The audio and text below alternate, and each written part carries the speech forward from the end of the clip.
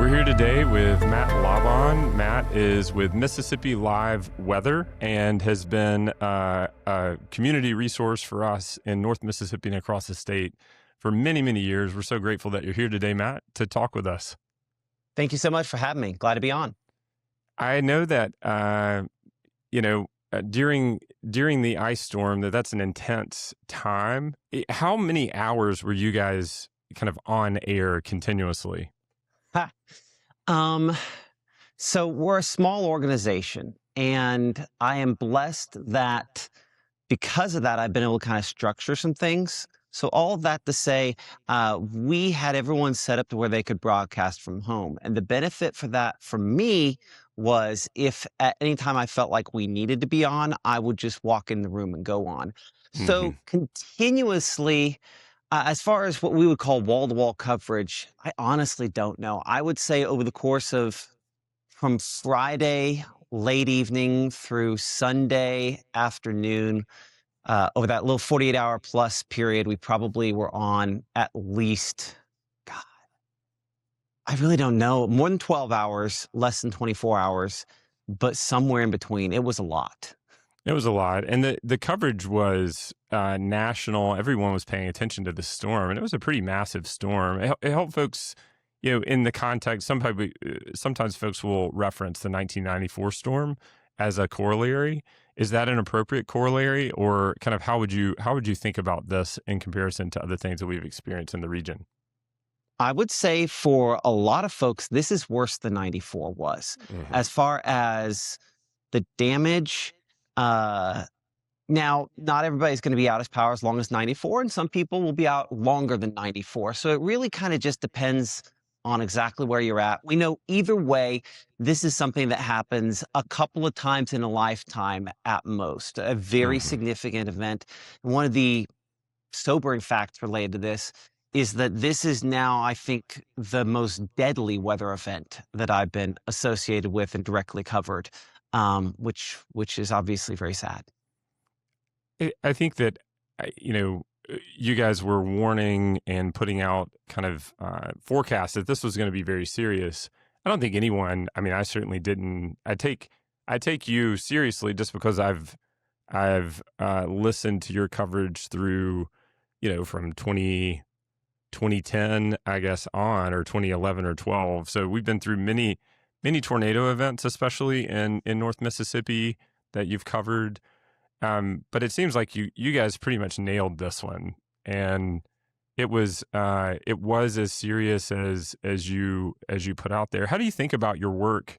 Certainly as a person that's trying to offer resources to the region, how do you think about what you're trying to do when you're offering these forecasts?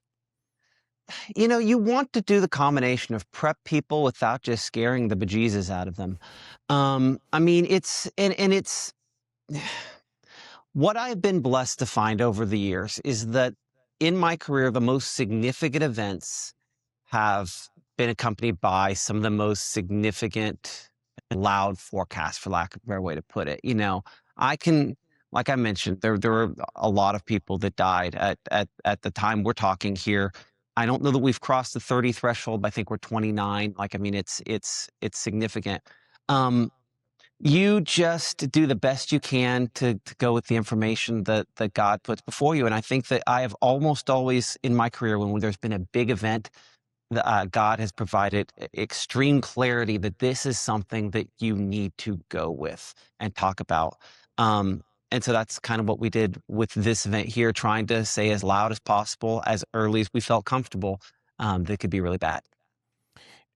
Since so there was the event itself, and then there have been phases of recovery that are happening across the region. I've seen you traveling to these various counties that have been impacted the most. In our community, we're in Lafayette County. There was an extraordinary first responder response of the city and the county getting power and water back online, and then there was a significant second responder response with folks marshaling community resources to help folks get the essential resources and food and generators and power and gas, all those things. What are you seeing across the region? Something that inspires you in the way that people will respond to help their neighbors recover and be resourced? Do you have any examples that you've seen over the last few weeks that are inspiring to you? I mean, I'm just very impressed by what the linemen that have put the power back on have largely gone through. I mean, working tirelessly all day, trying to get a few hours sleep, and coming back over and over and over again to get what is probably the most important modern convenience that we have back on. It was certainly we're reminded of how reliant we are on electricity for everything from heat to continuing to pump water through water pumps. There's just so many different levels with that. I've been impressed by the quiet forcefulness with which the linemen in this region have come together to do that. Um, and on a personal person to person level, there's just been so many people looking out for friends and neighbors. In some cases, delivering meals to people that have a hard time getting out. What was very striking to me was 2 weeks into this, and there were some folks in Tishmingo County that couldn't fully get into and out of their neighborhoods. That tells you the significance of this event. I was talking to a man that I know in the communities, kind of quiet, more introverted, and there are a lot of news around these very public displays of support. And he was just telling me, he said, I got up and I realized that I couldn't get out of my driveway and I couldn't get down my road and no one else on my road could. And so I got up and I started working. And he essentially had cut himself and his neighborhood completely back out to the highway. And it's just story after story of that, of folks who have essentially, you see the resilience of people and the power of neighborhoods and friendships and connections. I mean, for me, it's in part, I said on Sunday to our church, it kind of gives you a sense of a restored hope in humanity, and I also think you just see the power when we're all dealing with disrupted systems. Folks are going to do what we need to do to care for one another. It's a powerful thing to see. God shows up not just on the mountaintops, but he sometimes shows up most powerfully in the valleys. We live in as you can see behind me, I bought a plot of land a few years back in the woods. And so I like to joke that ice storms and forest fires are the only thing that scare me. I'm no longer scared of tornadoes. I'm scared of those two things. So we had one of those and thankfully made it through. But we largely have these pods that we live in, right? That we fill up with our stuff. And we go to our pod, and then we go to our work, and then we go to our church, and we never really expand outside the circles until something happens and we're forced to interact with our neighbors. And the shared, let's be honest, trauma that this brings out the best in us. I think as humans and as Christians, that it does not matter black, white, purple, otherwise, old, young. We realize, especially that first 2 or 3 days, that I think a lot of us were on our own on how we're going to survive. And so it took those closest to us, not just in family, but in proximity and neighborhoods. And I think it was great to kind of bring folks together like that. I agree. And I think that sometimes we live in a scarcity mindset and sometimes we live in an abundance mindset. And I think storms like this bring out both of those dimensions. I think for some of us, we're trying to gather up all the resources to make sure that we're taking care of our own. I don't think that's a bad impulse necessarily. But I also think you see what's possible when folks lean into the abundance mindset and somebody puts out a call that we need, X amount of hot meals or peanut butter or water or propane or whatever it is. And it's amazing to watch individuals kind of chip in and do their part. And you end up having kind of an abundance of resource, sometimes an overabundance that can meet certain needs. Have you seen You that in think a about the particular? very Yeah. early church, right? And what they did, and one of the hallmarks of the early church is that everyone shared what they had with Mhm. those around it. And it's amazing that in these moments, that's exactly what people do as well. Is there a particular instance that you've seen that has inspired you in a particular county or place beyond? You mentioned the linemen, and I just wonder kind of what you're seeing as you kind of travel around. You know, um, I'm trying to think of a specific example. I'll be perfectly honest. I did not see as many regular people, hand to hand on where I was going, as opposed, I think, that what probably you guys have in and around Lafayette County there. I saw a few things, but a large part of that first week, I was trying to just make sure that information was still getting out to folks that might only have enough power to power on their phone at about the time we did a broadcast, and try to see if they're going to scroll through our feed. Hey, there is an update on what's going on in Tippah County. I think it's just when I was in Hickory Flat, riding around with the mayor and just talking with him about some of the stories of uh, the young people there that with a free day off, anything in the world they could do, they put out something on social media and they have twice as many volunteers come. It really makes you feel good about the fact that yeah, sure. In the Instagram, TikTok generation, it's easy to kind of pick on, oh, but but the caring people are still there of all ages, and especially our youth, and that was really, really nice to see.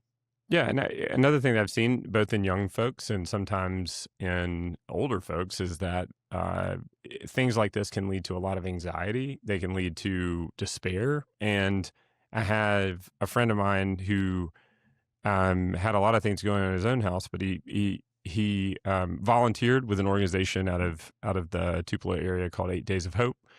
And he said, as we were working together, he said, action, let's see, is the antidote for despair. I just thought that was great. It was, I think something that at times when you're kind of overwhelmed by the circumstances that may come your way that are beyond your control, sometimes when you just act and do something, something that's caring or loving to a neighbor, it can change your mentality and it can kind of get you moving again, and out of that place where you're kind of stuck in really, really difficult circumstances. I think progress, any kind of progress makes a difference. Being able to, it's when the folks that I have noticed that have felt the most despair, that have reached out, on social media and otherwise to me since this disaster hit.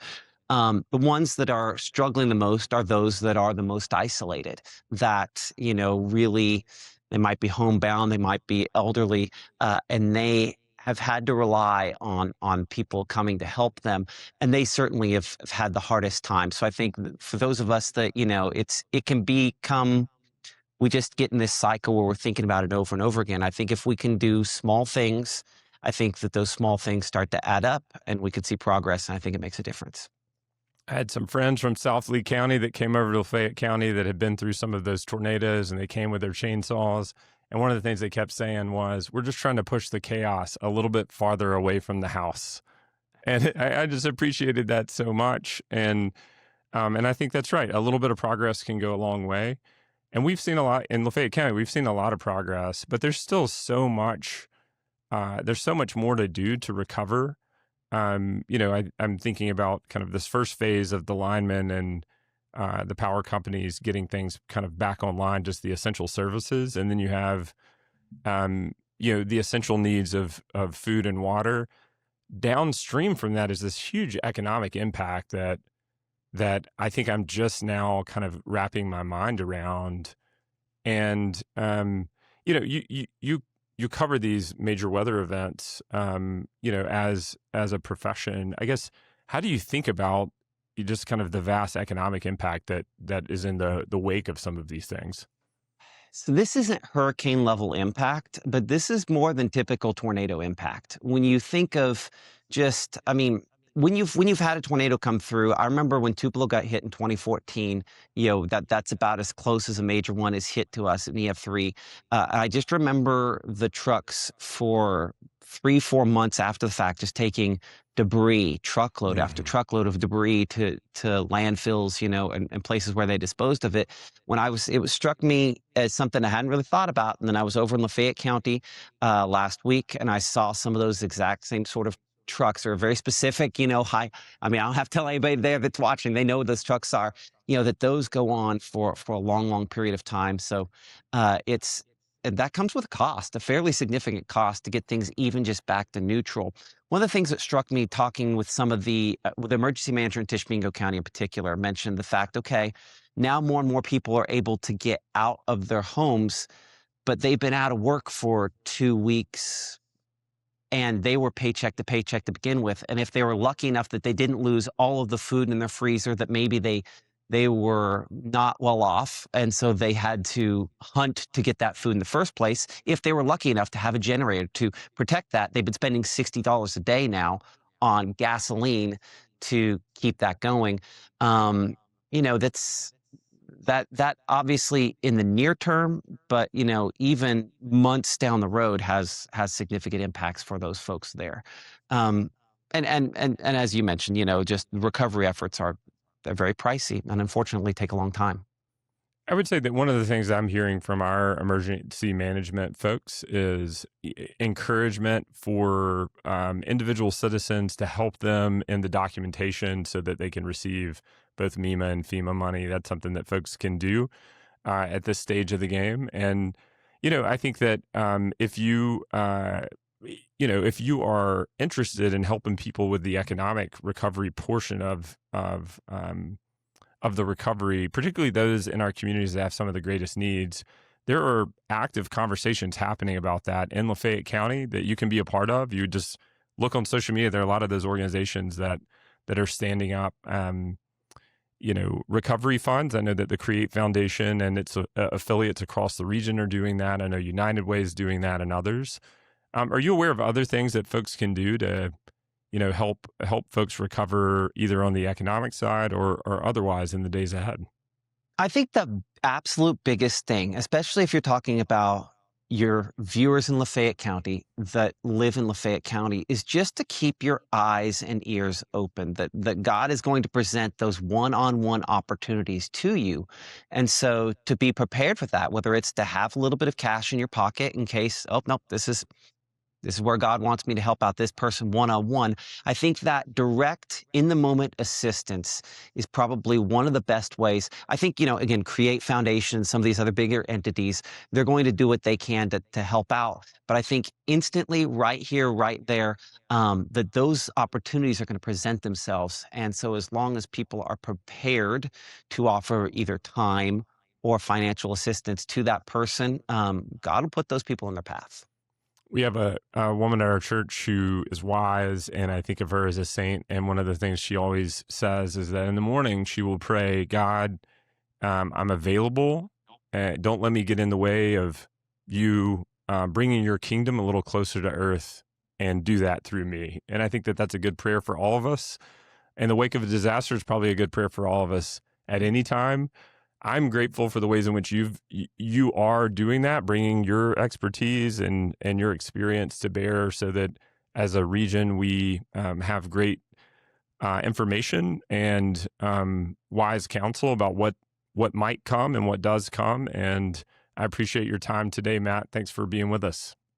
Thank you so much. One thing I will add is that when folks are looking at how to help and where to help, I've been all over the region, and I don't think there's any place that was hit as hard as Lafayette County was. I was a little skeptical initially because I was like, okay, everybody's going to flood to Oxford because of all the reasons, that pull the heartstrings for people all across the state based on that town. But it really was probably the hardest hit area as far as I've seen. So, investing in the local community in this moment and what's going on right nearby is probably one of the best investments you can make. And what I would say is, yes, I agree that Oxford was hit very hard, and I appreciate all of the outpouring of support from across the state and the region for the city of Oxford. And I would also just extend that to the county, because the county has experienced. I live a little east of Oxford in the county. And I was looking at some of these maps of the most ice accumulation I saw. It was a little east of Oxford. Essentially, like the X of the most accumulation was right by my house. So, you look at the county needs as much help and assistance as the city. So, thanks for all those who have reached out and care and support. I appreciate, Matt, for your time today. Continue to keep your eyes open for ways that you can resource and help one another, and you can do it one person at a time. Thanks for being with us today, Matt. Thank you for having me.